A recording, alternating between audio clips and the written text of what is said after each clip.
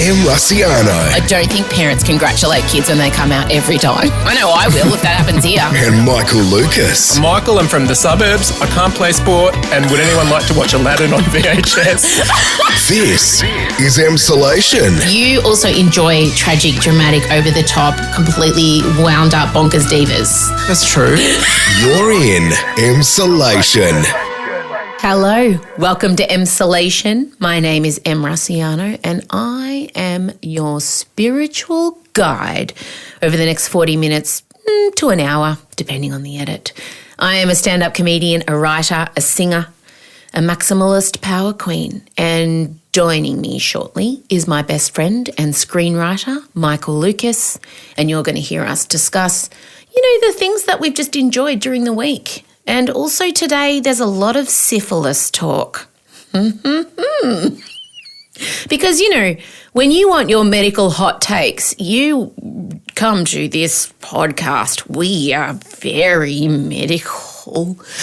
Look, the syphilis outbreak gripping Melbourne at the moment is the number one thing you guys asked us to talk about, and we both wanted to anyway. So it was this wonderful marrying, and it's very on brand for us. And I just quite frankly feel seen by our community.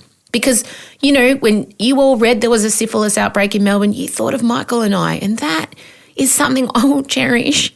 So we do a big deep dive into that today. You have all that to look forward to. There was another topic that you wanted us to address that Michael and I have both chosen not to, and that is the Craig McLachlan special that aired over the weekend. Obviously, you all know by now Craig McLachlan was accused of multiple sexual assaults and sexual misconduct, which ultimately he was found not guilty of. But I think it's very important and poignant to remember that in the judge's summation and final comments, she told the victims that she found them to be truthful and that she believed them. So I want to let you know we won't be talking about him today. And one of the main reasons is Michael and I are good friends with Christy Whelan Brown, who was one of the brave women who first came forward to speak about Craig McLachlan's behaviour. She is an incredible human. She is someone I know to have huge amounts of integrity. She's so brave, and I've been completely in awe of her grace and strength during this incredibly difficult time. She had the most awful things written about her, and in court they dragged up everything, and she held her head up high. She also grew a human and had a beautiful baby, and I don't want to bring her any more pain. So I want to honour her, and I want to honour all the other women who came forward and spoke about his behaviour. So that's why you will not be hearing us talk about that man at all. He who shall not be named. I also just wanted to thank you very much for the outpouring of response and support from last week's episode where Michael and I spoke about my ADHD diagnosis. Some of you even said that you sent the episode to parents at your school. I hope you gave us some context, because I do recall other things in the episode which would have been interesting. But look, if this has helped you understand your child in some way, understand yourself, understand your partner, your brother, your sister, any adult you know with ADHD, then I've done my job. And I want you to know, after we recorded the episode and I thought about it and it was out in the wild, I felt intensely exposed and vulnerable, and I wanted to suck it all back in. And I did for a few days kind of regret speaking about it because it's all very new to me. But then I started getting the responses in, and one woman had been listening to the podcast while she was driving with her son, and he looked at her and said, "Mum, that's how I feel." And so if it's just happened to one person, then I don't know, it's worth it. It is. And I think one of my jobs is to be an amplifier of information and content in such a way that perhaps it helps people or it brings people comfort or information. I don't know. I take the role of amplifier very seriously. So, I just wanted to briefly touch on that. All right, that's enough from me. Thank you for choosing us. Make sure you are following us at Emsolation Podcast on Instagram. My daughter, Marcella, runs that. And it's just this great kind of accompaniment to the podcast. So if Michael and I talk about, an actor or a song or a trailer or a picture, you can go there to get the full experience of the podcast. It's the guidebook. It's the cliff notes. It's worth it. She puts a lot of effort in. Make sure you're following us there, and make sure you're following us on Spotify. Good news, we are second on the Spotify charts overall. That's crazy, y'all. Thank you. And to keep going up the charts, you have to follow us. Now, Joe Rogan is number one. I didn't know much about Joe Rogan, but what I do know now, I've Googled him, is that he and I are pretty much the polar opposite of each other. Like, if you could actually invent the opposite of M. Rusciano, Joe Rogan would appear. I really paused and made an effort to make the sound. So maybe MDV, my editor, can you put in a... Yeah, cool, thanks. So he's kind of right-wing, uber-masculine, ultimate cage fighter commentator, pro-Trump, anti-vaccination dude, comedian. He has a massive following. He's worked very hard as the king of podcasting. He has hundreds of thousands of followers, so we have a long ways to go to beat him. But look, you know I love a challenge. Never say never. I just need you to you guys need to tell all your friends to download Spotify and follow us. If we're going to get there, it's going to be a group effort, gang. This is going to be a group project and none of you can be the slack one, okay? I all need you to be all in. Remember Stephanie K from Degrassi? All the way with Stephanie K. Remember how hard Stephanie K worked? I want you all, this is deep. This is a deep throwback reference. I want you all to be Stephanie K. I want you all to be, are you ready for this reference? Linda Day from Press Gang. Do you remember Linda Day? Did anyone else watch Press Gang? I need you to be Linda Days. Are you feeling me? I need you to be Penny to Inspector Gadget. Okay? You can't be Gadget, got to be Penny. Okay, that's it. That's enough for me. Let's bring in Michael. I'm just going to have a reset, a break, get a cup of tea. In the meantime, play the music.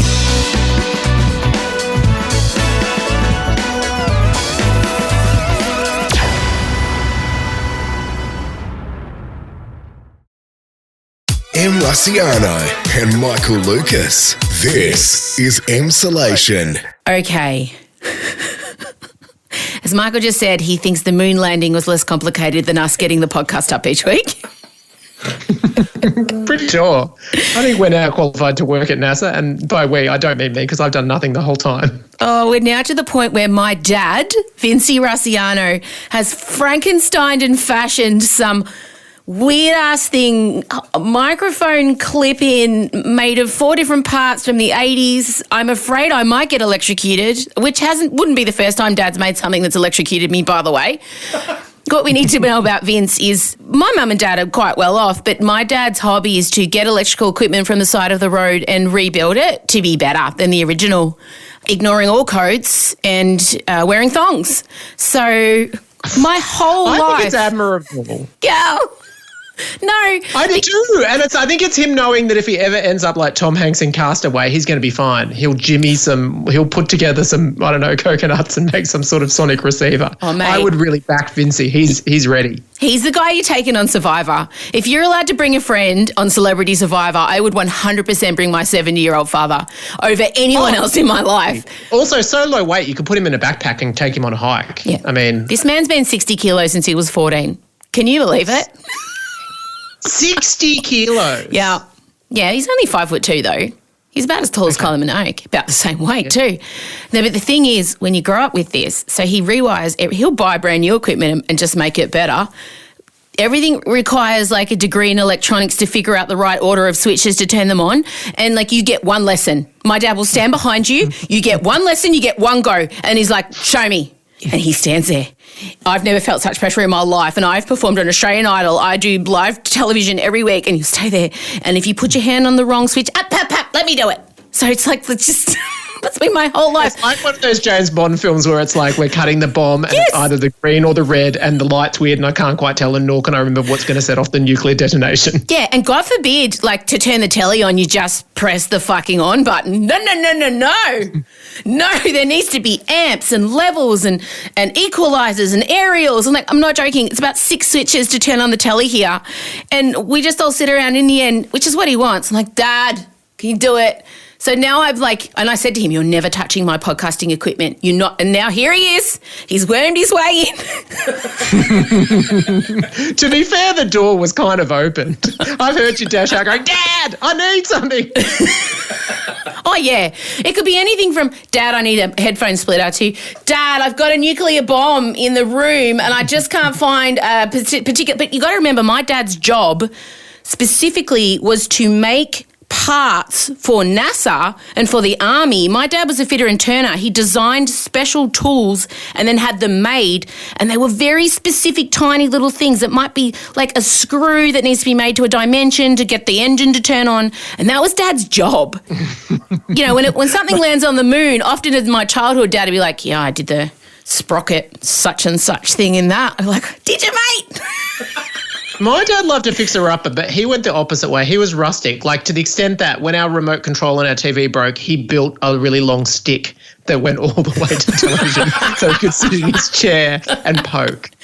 I'm glad you bring your dad up because he would be right into the topic we're about to talk about.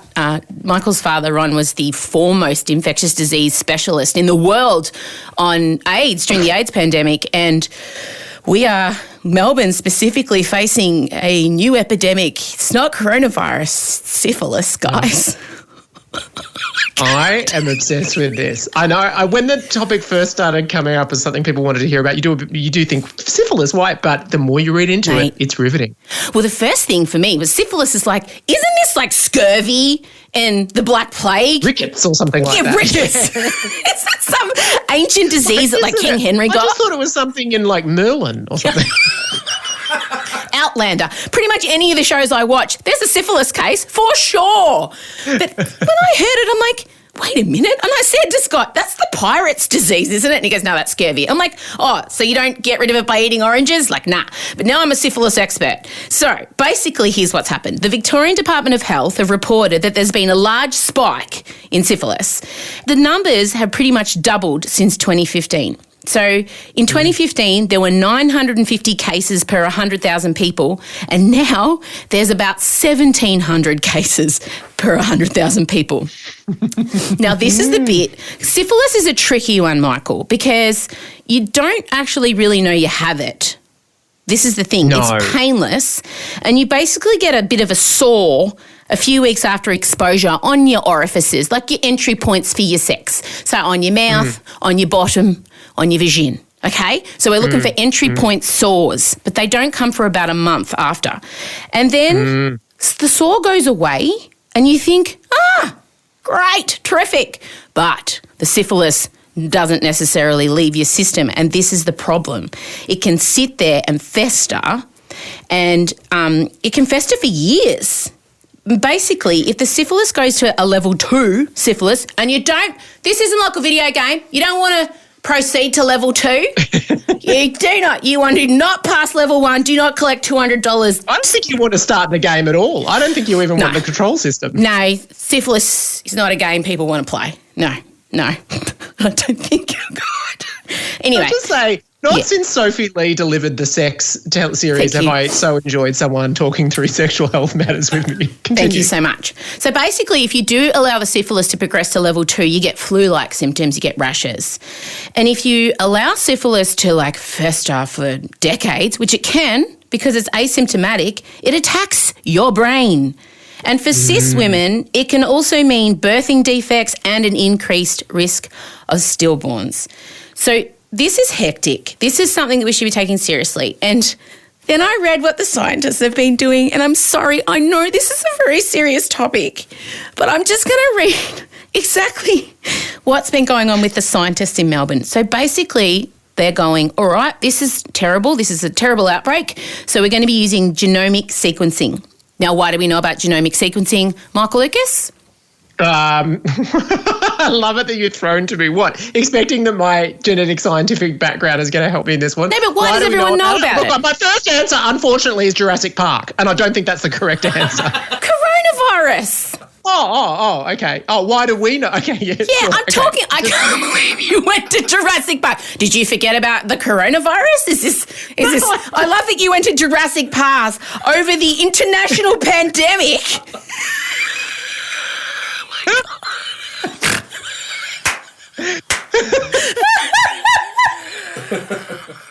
Oh my God. I could have at very least said Contagion. At least I could have gone to a movie in the right genre.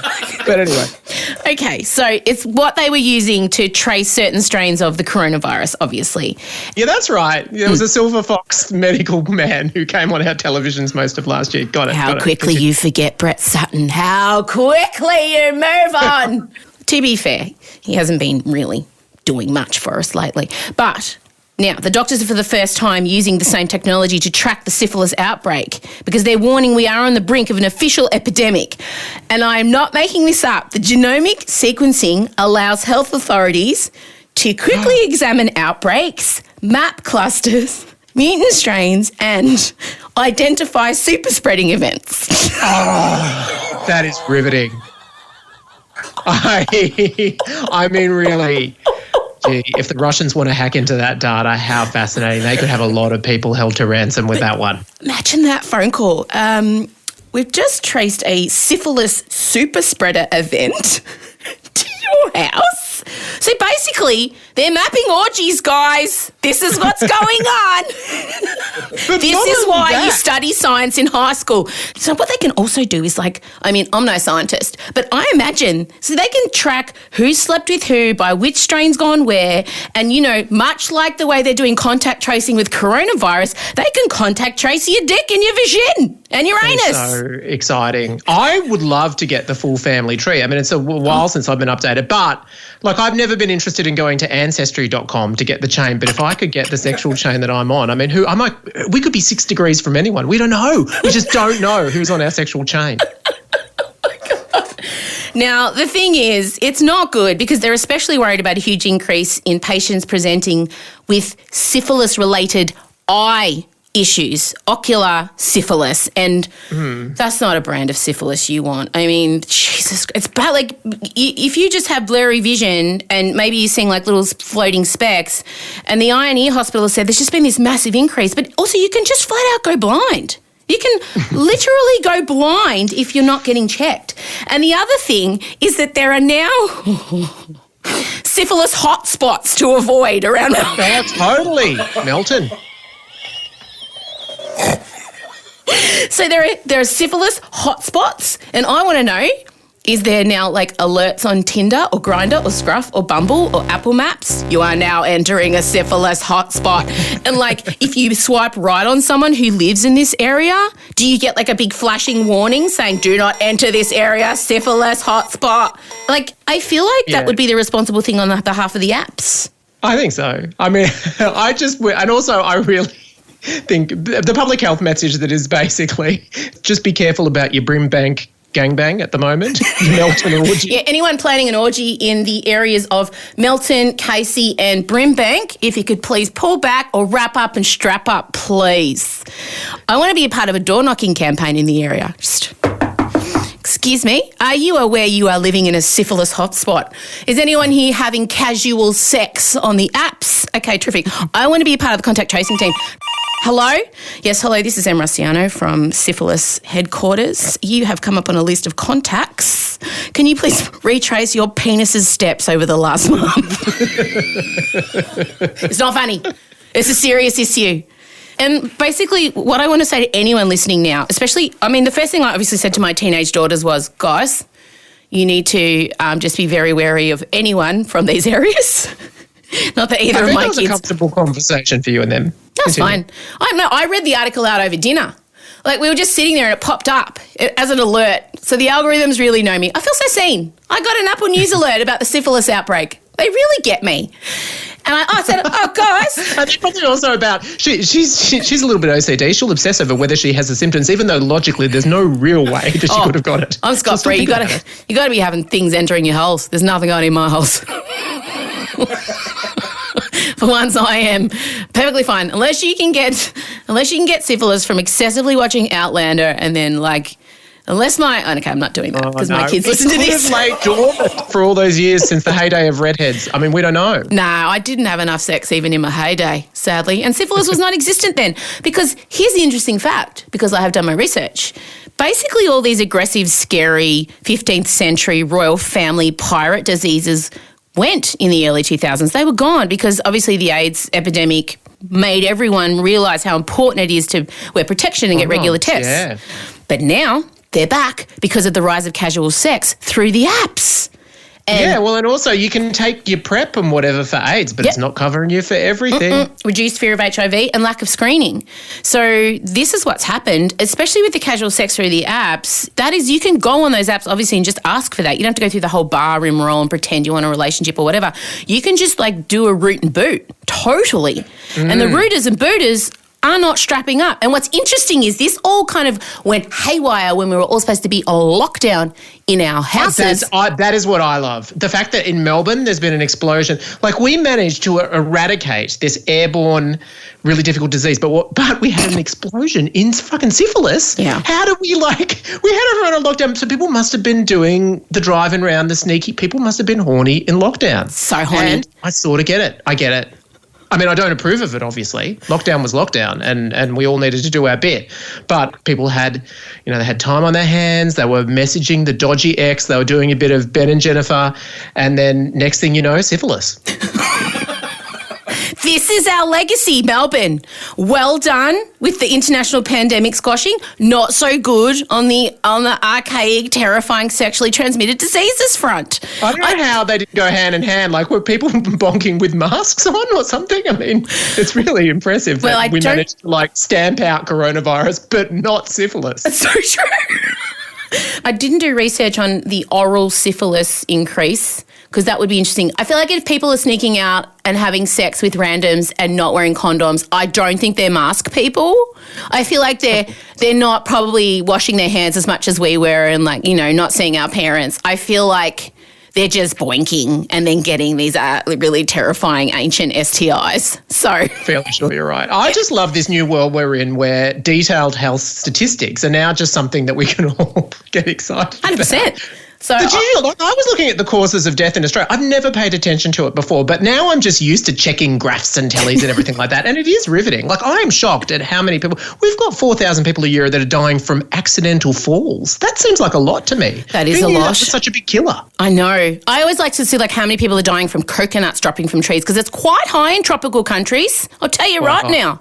And there's a lot of rhino charges in Africa too. I think rhinos are quite responsible. Hippos are deadly, particularly in Africa too, I believe. Haven't done any research. Malignant neoplasm of the prostate is taking out 4,000 Australians, and I didn't even know I should be worried about it. Oh, my God. But what I am hoping for, obviously, I mean, if the syphilis outbreak does, in fact, end up becoming an epidemic, I want daily press conferences where Dan Andrews is forced to report. Okay, I want you to know in Brimbrank especially, we had 1,200 new cases. Guys, fucking strap it up. All right, I'll say it once, I'll say it again. Put the dinger on. I want dingers on all of you and get tested, okay? There's going to be testing stations. Big syphilis testing stations are going to be set up. I'm not joking. I want to see this thing taken as seriously, please. Totally. Yeah. Someone in a stern voice going, there were 4 consecutive orgies, all in separate barbecues galore stores. We can't accept this. You've let everyone down in Melbourne. I want the same shame. Anyway. And I want the same Auslan interpreter to tell this story. Oh, my God. We need to bring the band back together. We need Daddy, Dad and Big Dick, basically. We need all 3 of the band. I think it would rate. If they said Dan Andrews, especially because we haven't seen him for a while, coming back after 3 months to do a live syphilis update, it would be so high rating. What a comeback. Dan's going to do his first press conference in spinal surgery and he'll be addressing the syphilis epidemic. Oh, my God, it's a ratings bonanza. Look out, fucking maths. We're coming for you. What I do want to say, and this chat on, is get tested. If you are sexually active and you're a single person in Melbourne, or if you have teenagers, just go and get an STI check. There's no harm can come of it. Because remember, with all seriousness, especially it's affecting cis women at the moment, and it can very, very much stuff up their reproductive organs, and a higher increase of miscarriage, of stillbirth, of birth defects. This is serious shit. And if it's left long enough, it will attack your brain. You will lose your mind. You could lose your sight. So, yes, joke, STI, but I want you all to... I just feel I suddenly felt then I was Chella or Odie, just hearing you go, you will lose your mind, you will... And I approve of it. Well done. Initially, of course, we're only human. A syphilis epidemic after coronavirus, it's oh, come on, guys, because we're all so horny. But also, serious, get tested, okay? I feel like we've been, responsible and hilarious. Which is very on brand. Russiano and Michael Lucas. This is Emsolation. Moving on. What are you watching at the moment? What are you putting in your eyes? I am having intensely traumatic television viewing experiences. I'm watching Underground Railroad on Amazon, which is Barry Jenkins, who won the Oscar for Moonlight, in that, of course, heart-stopping moment when he at first was not announced as the winner and then they corrected it. Anyway, he has made an amazing series based on Colston Whitehead's novel about escaped slaves called Underground Railroad. It is so brutal, though. It's there to binge on Amazon, but you cannot, it's searing. It's incredibly beautifully shot and devastatingly well performed, but you can only watch one episode at a time. And so you need watch your bum, watch yourself.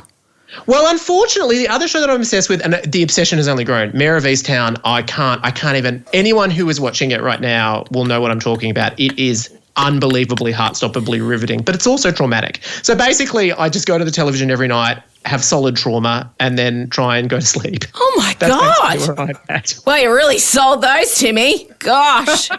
Well, I am watching two things that are right on brand for me. I'll tell you right now. The first thing is Girls 5 Ever. We are Girls 5 Ever!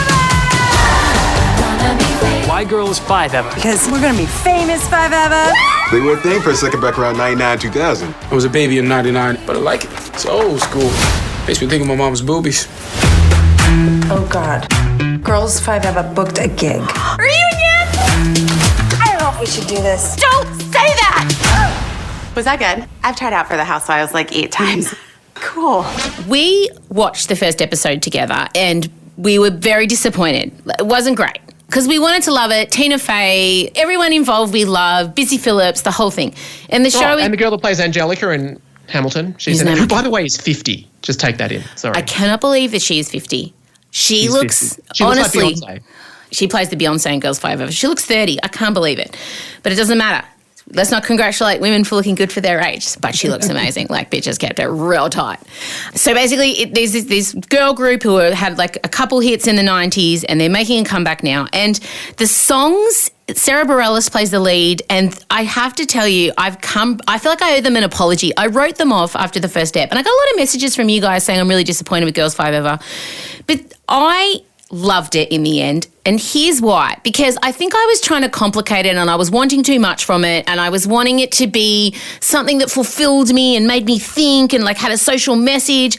But it's just dumb and funny. And the songs are fucking hilarious. Dream girlfriends, no pushback, 'cause our moms are overtired and hoping for the best. If you do nothing but take in the lyrics of some of the songs, they are amazing. Whoever wrote the songs, the lyrics of the songs, I think Sarah Bareilles had a lot to do with the music of the show, but the actual lyrics are so funny. And in the end, I think it's only got 6 episodes or 7 episodes, and Andrew Rannells playing the definitely straight, definitely gay husband of Busy Phillips and he ends up having a hermit crab fetish. There's just some bonkers, wild shit in there. I'm watching it. And I'm glad I stuck this out. It's dumb and funny and comforting, and it's like eating chocolate and salt and vinegar chips after your swimming lessons in primary school. You know, when you get out of the pool and you're and your mum gives you salt and vinegar chips or burger rings and it just hits the spot. It doesn't nourish you, but it fucking hits the spot. It takes the You chlorine. should do a form of movie reviews that just equate it with particular kinds of food, because I know exactly what kind of quality I'm going to get from that show now. I could do that. But that's the thing. It's when I needed a break from everything, and I've been feeling, obviously, everything's been really heavy in my life with all the relentless reassessment of everything I thought about myself to my core. I needed Girls 5 Ever, and these ladies, I want to thank them, and it's, 5 leads all over 40. I want to thank them for getting me through this time, and I will always equate Girls 5 Ever into giving me this respite from my relentless brain. So watch it. I totally. And also remember, 30 Rock had a pretty flat first episode. Yeah. Tina Fey acknowledges it herself. That 30 Rock did not find itself for a little way. So it's worth, when a Tina Fey show comes on, you want the hilarity from the get-go, but sometimes she's just warming up. Yeah, and again, remember, we're holding women to way higher standards in the TV industry than men. Think about all the fucking stupid male buddy shows that have made it to air that are so dumb and awful, but How got many 10 years seasons. of 2.5 Men did we have? Big Bang Theory. Like, come on. Like, this is just 5 women over 40, written by women, directed by women, produced by women. Support it. It's good. It's just dumb. And the other thing I'm loving is Holston. I have a vision. I'm going to change the face of American fashion. What we need is to figure out your signature. What's going to make me see some gorgeous woman and say, that's a Halston.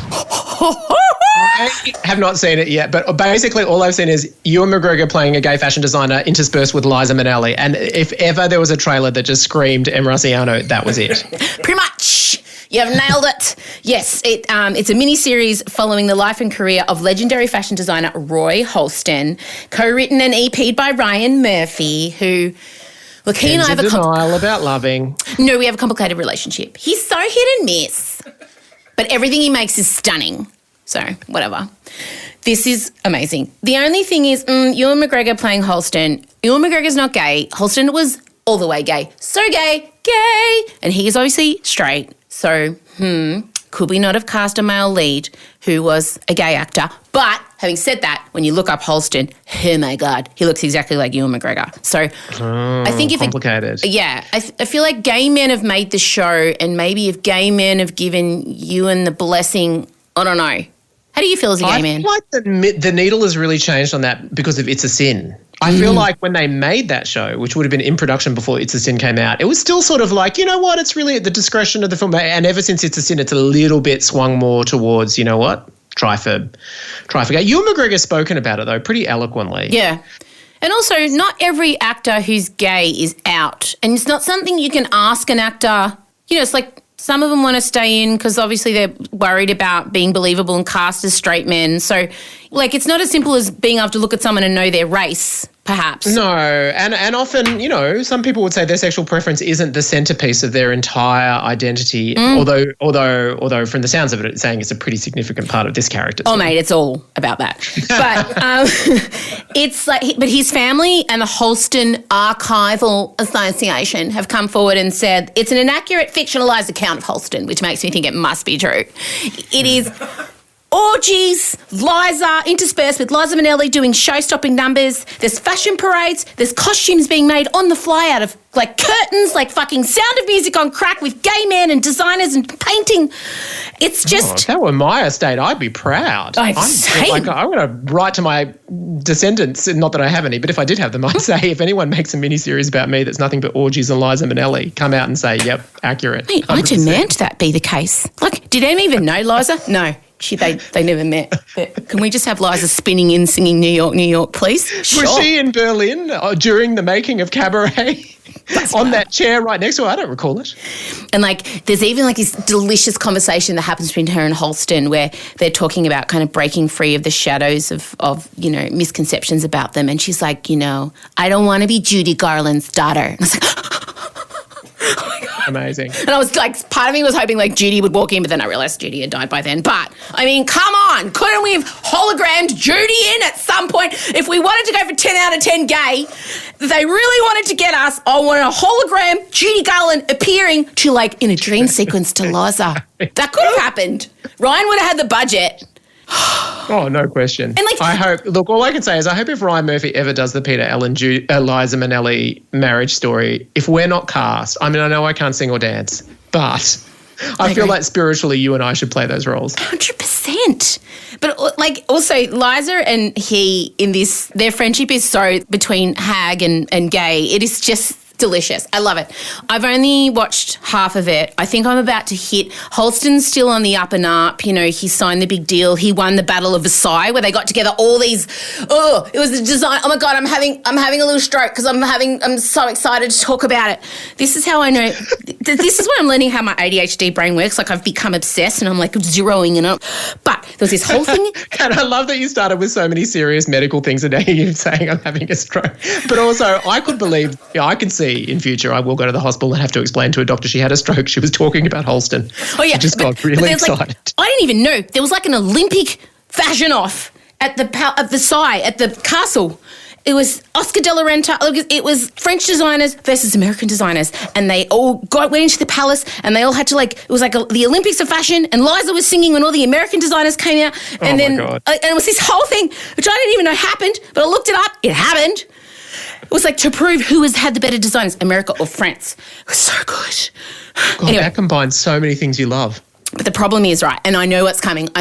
Like, obviously, I'm on the precipice of his spiral.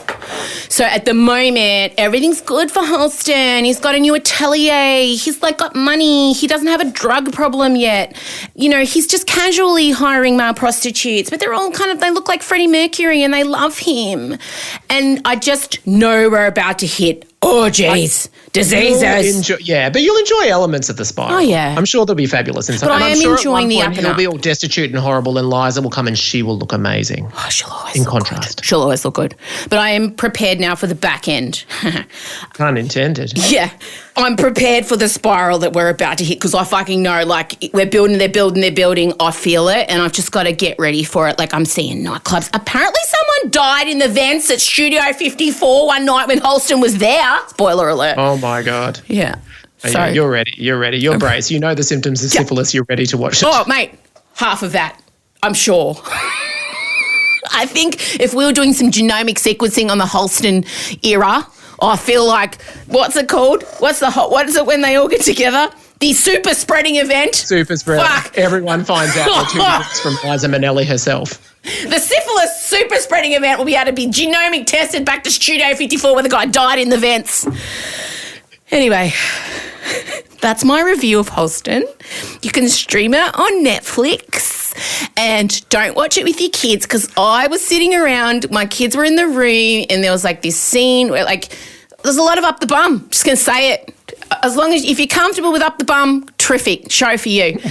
And it's great. They're just normalising it. We're all fine watching sex scenes because the girls and I have had to... there shouldn't be any difference. Nah. Penetration Yeah, doesn't matter. they don't show. It's consensual. They don't show it popping in, but you get the idea. But what I will say is the girls and I always discuss before we watch something and there are certain shows that we have to just look at each other and we know there's a new one called Demeanor, which is kind of like Game of Thrones, and it's a hug or sex scenes. And we all just looked at each other last night and we just said, okay, let's just agree not to make eye contact when it happens. And that's what we do because the girls and I all love that fantasy, swords, hot dudes, maidens, royal monarchies being dragged down. And anytime a new series like that comes out, we're on it. But then Chella's like, there's hardcore sex scenes. I go, that's okay. Let's just agree not to make eye contact during the time. I think that's excellent parenting. Right? Why should they miss out on the hardcore sex scenes? Exactly. Already wants to watch Game of Thrones, but I said to her, it's super, there's so much awful rape in the first, 3 seasons. I said, I think I want you to read the books and then I'll let you watch it from, season 4 onwards. Yeah, I don't think I'm going to let Odie watch the first half. It's appalling. Game of Thrones treats women in the most appalling fashion and then they realised, we need to deviate from the books and make women powerful. So, yeah, I think I'm going to make her read the books and then watch when they stop doing all the horribleness. It's a lot. Game of Thrones, it's a lot. Okay, time to go because I think we've been going for an hour. We have. Yep. All right, so... Thanks so much for coming to my TED Talk about Halston. I really appreciated it. Thank you. Oh, my God. I just went into, a fever dream. There was no pulling out. Totally. I was strapped on the plane. I didn't know whether we were going to crash land or whether we were going to cruise on in. But anyway, all I know is I'm disembarked now. I'm in a parachute floating safely to the ground. I hope you're okay. I'm having a personal summer. I've schwitzed everywhere. Liam's going to have to put the Oprah Winfrey filter on the fucking camera. Jesus Christ. Okay. All right. Chat soon. Thanks, doll. Bye. This is Emsolation. Okay, my darlings. I've recovered from the Halston fever dream. Sorry, I just get so carried away and poor Michael couldn't get a word in. I'm going to put a sign up, let Michael speak. I'm aware. I'll get there. Hey, thank you so much for listening this week. I wanted to remind you that I am going on tour in June. I'll be visiting Adelaide, Brisbane and Sydney. Brisbane, there are only 40 tickets left. Sydney, there are only 100 tickets left. And Adelaide, I think we're at 150 left. So this is it for me for the year. I just need to kind of focus on the podcast. So this is the only chance you'll have. I'm not adding second shows. We were going to announce them this week actually, but then I just kind of said to my promotions company, Frontier, I don't think I can do it. So we're just going to do the one in each city, and they're all nearly sold out. So please, if you want to come along, grab your tickets as soon as you can. And I'm really looking forward to seeing you all then. And I want to let you know that today's episode was produced by Ben Wasley and Em Rossiano, edited by Mark Del Villa, videos by Liam O'Brien. They all go up on social media. We film a lot of the podcast, so you'll be able to kind of get an idea of what we're looking like when we're saying the words. Theme music by Entente Music, socials by Cella Rossiano Barrow, and we're a Spotify exclusive, so thanks for listening here. Make sure you're following us as well. That helps us beat Joe Rogan, maybe in 10 years, who knows. Signing off for now. Chat to you next week. Bye, babies. Oh, that was weird. Bye, pals. Did we decide pals? Bye, Emsolators. Love you. Bye. Bye.